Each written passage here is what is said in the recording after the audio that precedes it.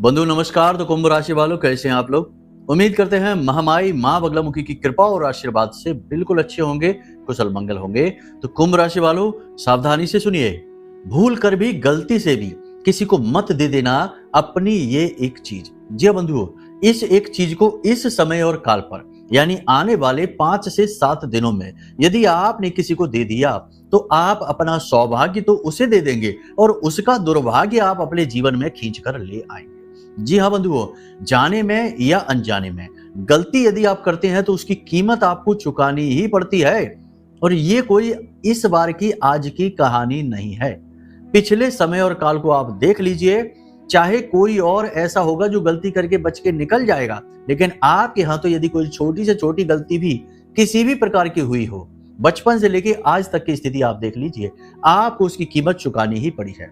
कभी कभी तो ऐसा भी हो गया है कि किसी और की गई गलती की कीमत आपने चुकाई है, केवल इसलिए कि आप उसके साथ रहे हैं। जी हाँ बंधुओं, ये आपके जीवन भर की कहानी है। हम आपके राशि को, आपके स्वभाव को अच्छी तरह से जानते हैं, तभी ये बात हम आपको बता रहे हैं। इसीलिए हम आपसे कह रहे हैं कि ये जो समय काल है, जो ग्रह स्थितियां हैं, जिस प्रकार की अनुकूलताएं और प्रतिकूलताएं हैं, इस समय और काल पर इस एक चीज का लेना देना, यानी किसी को देना और किसी से लेना, दोनों ही आपके लिए भयंकर अवरोध कारक होंगे। आपके जीवन में स्तंभन का कार्य करेंगे, हर एक गति को धीमा कर देंगे, हर काम को बनते बनते बिगाड़ देंगे, हर प्रकार से आपको चारों तरफ से बांध देंगे। इसी को बंधन हो जाना कहते हैं। बंधन कई प्रकार के होते हैं बंधुओं। अगर आपके पास खूब पैसा आता है और आप बस दिन में 2-4 बार यही कहिए कि अब तो खूब पैसा आ रहा है, कोई टेंशन नहीं, खूब पैसा आ रहा है, कोई टेंशन नहीं, 2-4 दिन ही कह पाएंगे, उसके बाद फिर आप कहने लायक नहीं बचेंगे, क्योंकि पैसा जैसे आ रहा था वैसे ही रुक भी जाएगा। इसे स्वबंधन क्रिया कहती है, यानी खुद की लक्ष्मी का बंधन कर देना। बहुत सारी चीजें हैं। तो कहने का मतलब यह है कि आपको इन चीजों को समझना होगा। कौन सी है वो ग्रह स्थितियां जिनमें चीजों का लेन देन नहीं करना चाहिए। साथ ही हम आपकी कुंडली खुलवाएंगे आपसे। आप अपनी कुंडली को देखिए। आपकी कुंडली में लग्न का जो मालिक है, लग्न में जो राशि बैठी है, उससे जुड़ी हुई चीजों का लेन देन कभी नहीं करना चाहिए। कारण है इसका कि वो आप स्वयं हैं। लग्न मतलब आप स्वयं, वो स्व का भाव है। आपकी अपनी व्यक्तिगत ऊर्जाएं हैं, आपकी व्यक्तिगत सोच विचार, आपका शरीर, आपका मन, आपका स्वभाव, सब कुछ है। अब यदि आप उससे जुड़ी हुई चीजों को किसी को यूं ही दे देंगे तो कहने का मतलब यह है कि आप अपनी पॉजिटिव एनर्जी को किसी और को देंगे।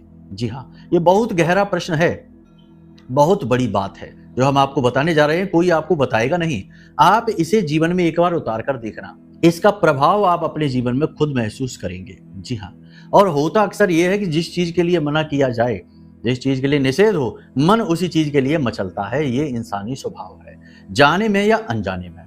जी हाँ बंधुओं, तो अब डरने की कोई बात नहीं है। हम आपको आपकी कुंडली के आधार पर बता देंगे कि किन चीजों का आपको लेन देन नहीं करना है। फिलहाल इस समय और काल के अनुसार इस एक चीज के विषय में बताएंगे। 4 बड़ी भविष्यवाणियां भी करेंगे जो आने वाले 3 से 5 दिनों में आपके जीवन में घटित होंगी। 70 से 80% तो सटीक रहेगी। कुछ परसेंट यदि नहीं होती है तो समझ लो वो किसी अन्य भाई बंधु के लिए है। आखिर यह फलकथन राशि अनुसार है, आपकी कुंडली हमने नहीं देखी है।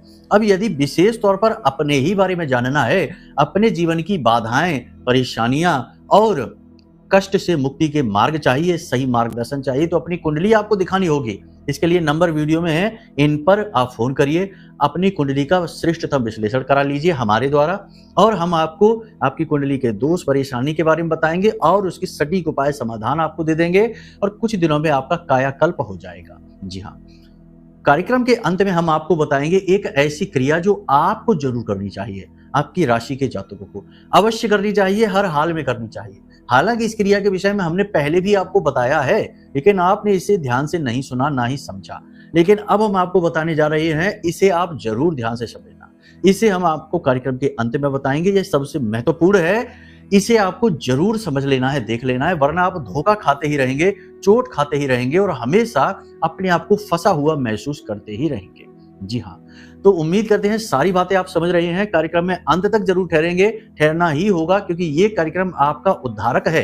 कहने का मतलब यह है कि जहां से बाधाएं हटती हैं वहीं से उद्धार शुरू होते हैं। बदलाव शुरू होते हैं, वही कार्य ये कार्यक्रम करने वाला है। तो आपको अंत तक ठहरना ही होगा। माई का जयकारा लगाओ, मन में भाव पैदा करो, लिखो कमेंट में जय मां बगलामुखी कृपा करो। महामाई निश्चित तौर पर आपके ऊपर कृपा करेंगी, आशीर्वाद करेंगी, और कर ही दिया है, तभी आप इस कार्यक्रम को देख रहे हैं।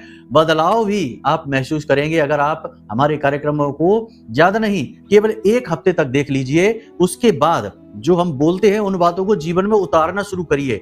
गारंटी के साथ 100% कहते हैं कि आपको पॉजिटिव रिजल्ट मिलने शुरू हो जाएंगे। तो ये वादा हम कर रहे हैं, दावा हम कर रहे हैं, और इसलिए कर रहे हैं क्योंकि हम जो बातें कहते हैं, ज्ञान बताते हैं, जो चीजें आपको समझाते हैं, वे पूर्ण रूप से प्रमाणित हैं। आपको ही नहीं, आपसे पहले हजारों लोगों पर आजमाई हुई हैं, इसलिए वे बातें हम जानते हैं कि वे काम करती हैं। ठीक है, तो बस कहने का मतलब ये है कि आप कार्यक्रम को जरूर पूरे चित्त के साथ ठंडे दिमाग से देखा करिए। अब यदि माई के लिए भाव मन में और गहरा है तो कमेंट बॉक्स में लिख डालिए कि मैं भी माई के परिवार का हिस्सा हूं। ये बहुत बड़ी बात है कि महामाई जो अनंत कोटि ब्रह्मांडों को केवल अपनी पलक में धारण करके रखती हैं, ऐसी महामाई के परिवार का हिस्सा हम जैसे तुच्छ मानव बनने का प्रयास कर रहे हैं। माई हमें ये अवसर दे रही हैं, जो हम ये कह भी पा रहे हैं, लिख भी पा रहे हैं, क्योंकि यदि मां ना चाहें तो आप मां का नाम भी नहीं ले सकते, मां का नाम लिख भी नहीं सकते हैं। धाम जाना, दर्शन करना तो बहुत बड़ी बात हो गई। ठीक है ना, विचार ही ऐसे हो जाएंगे कि मन ही नहीं करेगा। कई चीजें होती हैं, विस्तार में नहीं जाना है, समझिए आप, ये बहुत बड़ी बात है, बहुत बड़ी विचारधारा है, और इसी से उद्धार होता है। तो चलिए बंधु, अब अपने मूल विषय को शुरू करते हैं, ध्यान से सुनिए। प्यारे मित्रों, हमारे अत्यंत प्रिय और परम पूज्य अमिताचार्य जी के पास मां बगलामुखी और मां भद्रकाली की साधनाओं का वर्षों का अनुभव है, और माता रानी की इनके ऊपर पूर्ण कृपा और सिद्धि है। आचार्य जी ने अपने सटीक कुंडली विश्लेषण और श्रेष्ठतम उपायों के माध्यम से हजारों लोगों के जीवन को खुशियों से भरा है। आचार्य जी का कुंडली विश्लेषण और उपाय करवाने का तरीका इतना अद्भुत है कि जीवन के हर एक दुख और कष्ट का कारण जड़ से ही समाप्त हो जाता है।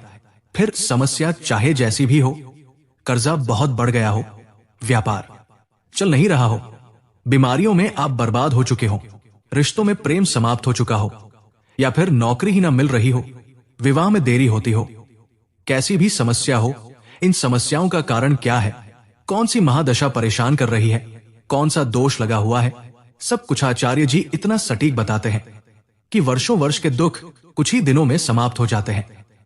अगर आपके जीवन में भी कोई ऐसी संकट की घड़ी है तो यही सही समय है जब आप पूज्य आचार्य जी के हाथों से अपनी कुंडली का विश्लेषण करवाएं और वर्षों से चल रहे दुखों और संकटों के इस चक्र से बाहर निकल जाए।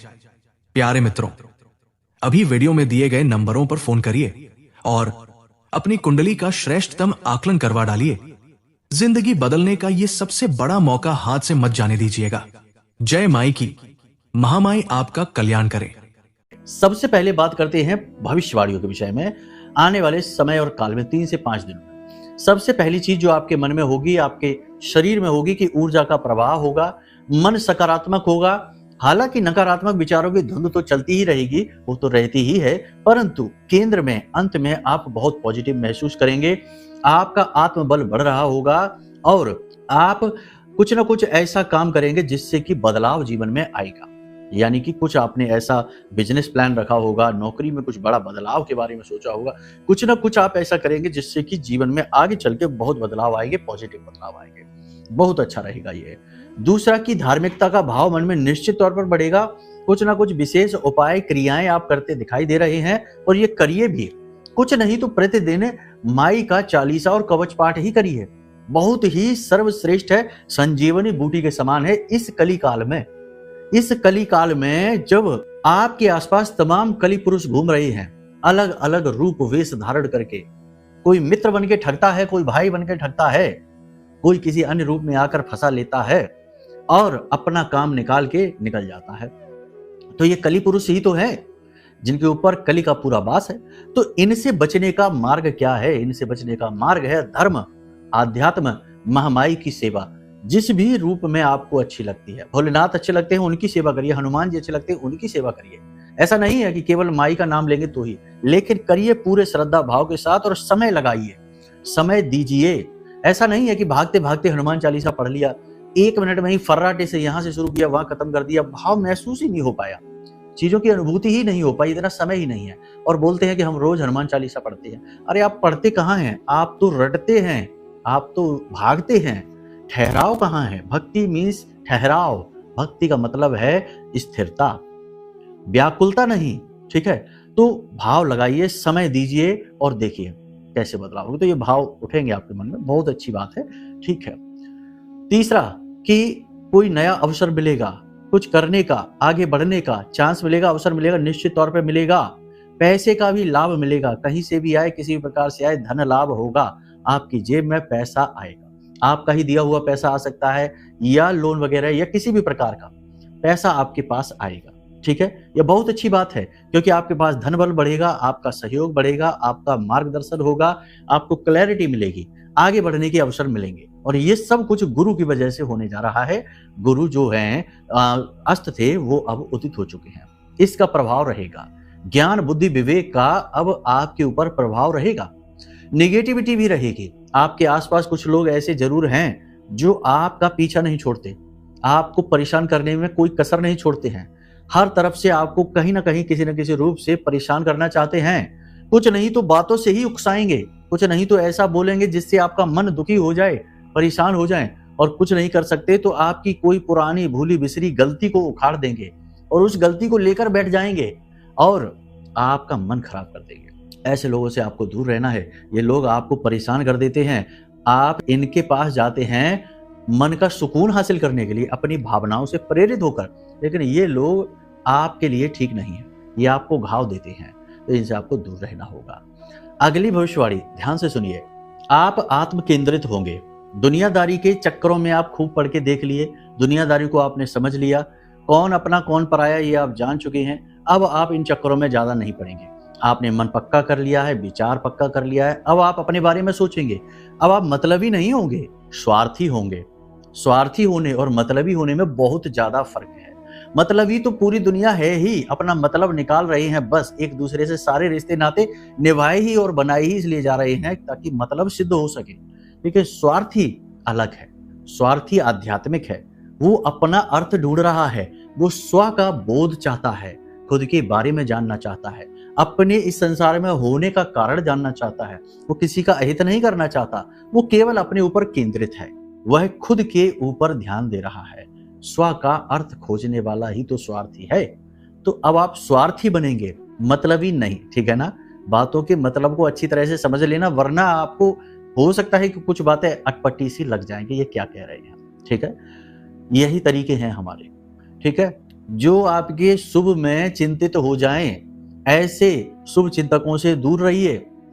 ठीक है, जो आपका शुभ करने के लिए चिंतित रहें, ऐसे शुभ चिंतकों के पास जाइए।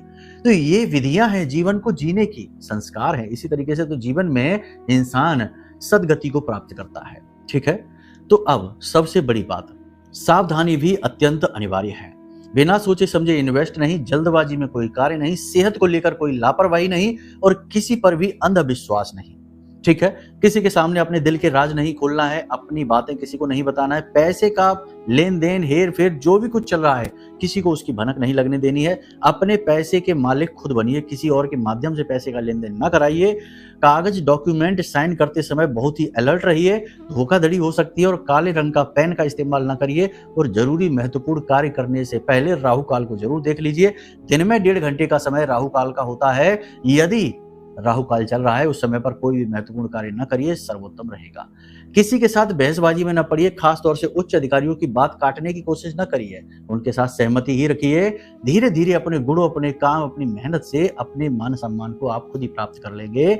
उनकी बात काटकर अपनी तर्कशीलता को दिखाने में कोई फायदा नहीं है, आपको नुकसान हो जाएगा। ठीक है, कोई नई दुकान, कोई नया बिजनेस, व्यापार की शुरुआत करना चाहते हैं तो कर लीजिए, ये अच्छा समय है, इस समय पर आपको लाभ होंगे। लेकिन कोई भी नया बड़ा कार्य करने से पहले कुंडली जरूर दिखवा लेना। होता यह है कि लोग काम शुरू कर लेते हैं, घाटा हो जाता है, बाद में कुंडली दिखाते हैं कि क्या बात है, लेकिन फिर क्या फायदा। अब पछताए होत का जब चिड़िया चुग गई खेत, फिर क्या फायदा, खेत तो चुग ही गया, अब दोबारा कोई खेत लगेगा तब देखा जाएगा। तो ये नहीं करना है। ठीक है ना, उल्टी गंगा नहीं बहानी है। जैसा संस्कार नियम कहते हैं कि पहले ग्रह नक्षत्रों को समझो, पढ़ो, जानो, फिर कोई काम में आगे बढ़ो।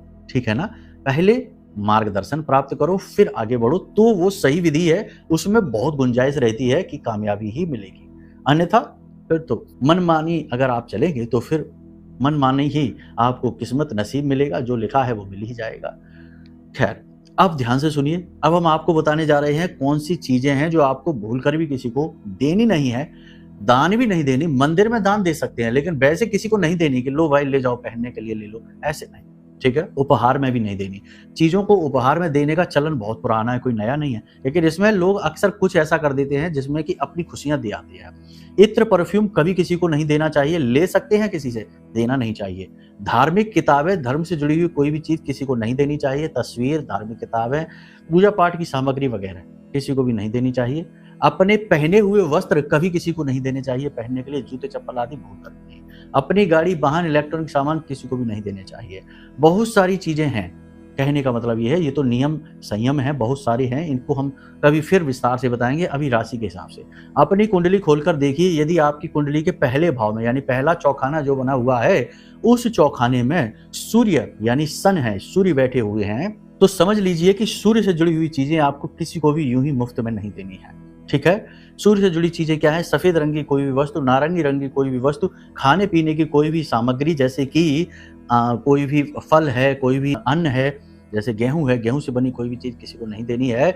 इसी प्रकार यदि चंद्रमा है तो आपको सफेद रंग की कोई भी वस्तु नहीं देनी है। मिठाई किसी को भी नहीं देनी है, प्रसाद के रूप में आप दे सकते हैं, यूं ही किसी को नहीं खिलानी है, यूं ही किसी को नहीं देनी है। और जल तत्व से बनी हुई चीजें किसी को नहीं देनी है, अपने वस्त्र आदि भी नहीं देने हैं।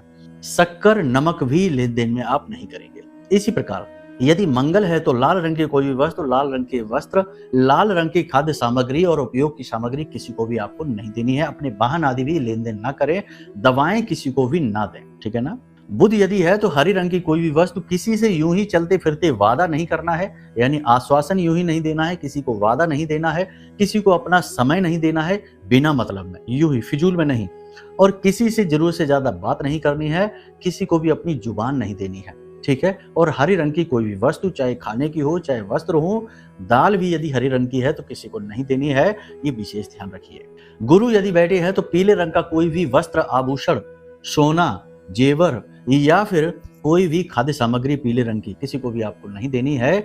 ज्ञान भी मुफ्त में किसी को नहीं देना है, ठीक है ना। आप किसी का भला करने के लिए किसी को कुछ समझाएंगे, कुछ बोलेंगे, लोग उसे लोग उल्टा समझेंगे और आपको ही लांछन लगा बैठेंगे, आपका समय और दिमाग खराब कर देंगे। तो गुरु बैठे हैं तो ये नहीं देना है, ठीक है। शुक्र यदि बैठे हैं तो जेवर किसी को भी नहीं देने हैं, चाहे सोने के हो चाहे चांदी के हो। इत्र, परफ्यूम किसी को भी नहीं देने हैं। मीठी सफेद रंग की कोई भी मिठाई किसी को नहीं देनी है।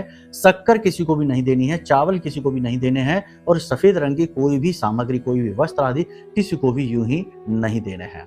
शनि यदि बैठे हैं तो तेल किसी को भी नहीं देना है, खासतौर से शनिवार के दिन ना तो देना है और ना ही लेना है। और काले रंग के कोई भी वस्त्र, आभूषण या कुछ भी काले रंग की कोई भी चीज हो, मशीनरी आदि का भी लेन देन किसी को यूं ही मुफ्त में ना करें, कुछ ना कुछ मूल्य अवश्य ले लें। और सबसे बड़ी बात कि जरूरत से ज्यादा वस्त्र संग्रहित ना करें और जूते चप्पल जरूरत से ज्यादा नहीं, एक आध जोड़ी ही जूते अपने पास रखें।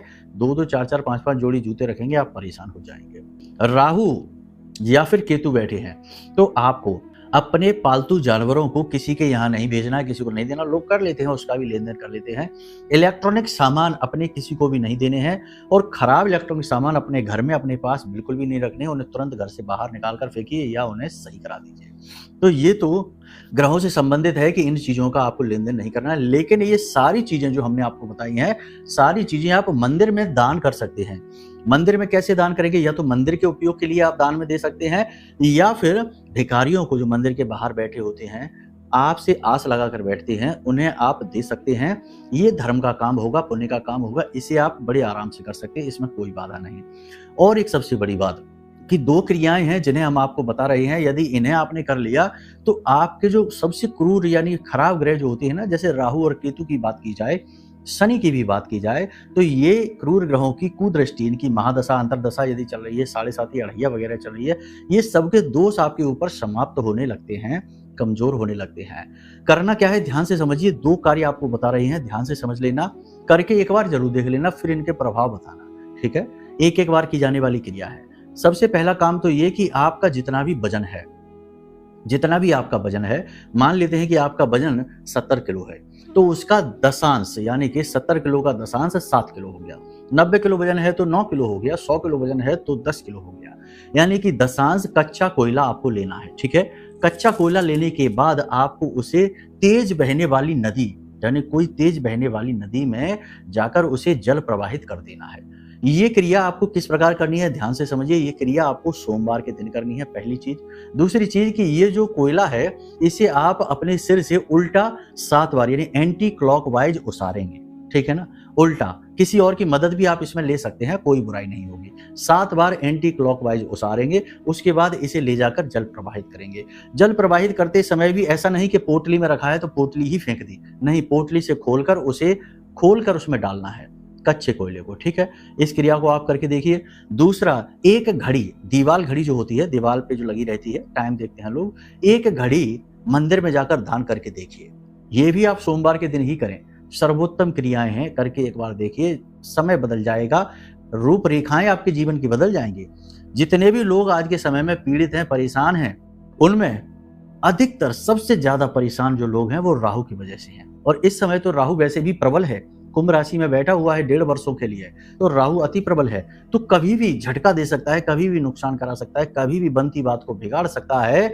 और शनि जो है ना, उनसे तो उम्मीद ही यही की जाती है कि वो काम में रुकावटें जरूर लेकर आएंगे। और याद रखना कि जिनकी 7.5 अढ़ैया महादशा अंतरदशा है, केवल उन पर ही नहीं, शनि का प्रभाव संपूर्ण राशि चक्र पर है, क्योंकि शनि कर्म फलदाता है, न्याय का देवता है, तो वो तो सबके ही कर्मों को देख रहे हैं, केवल उसी का नहीं जिसके राशि स्वामी है उसको ही नहीं, कि मकर और कुंभ को ही देख रहे हैं, नहीं, सबको देख रहे हैं, ठीक है।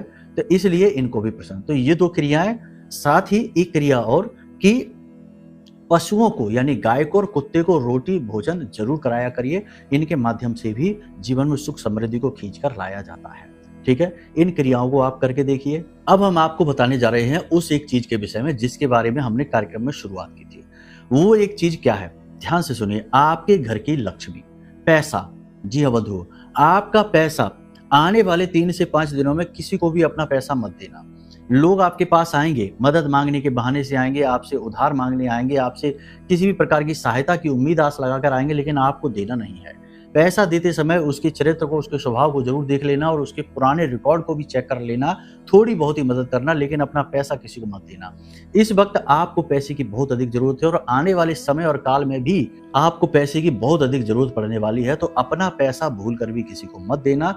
दूसरा कि धर्म से जुड़ी हुई चीजें, खास तौर से कि पूजा पाठ से जुड़ी हुई किताबें, मूर्तियां, फोटो, तस्वीर किसी को भी मत दे देना।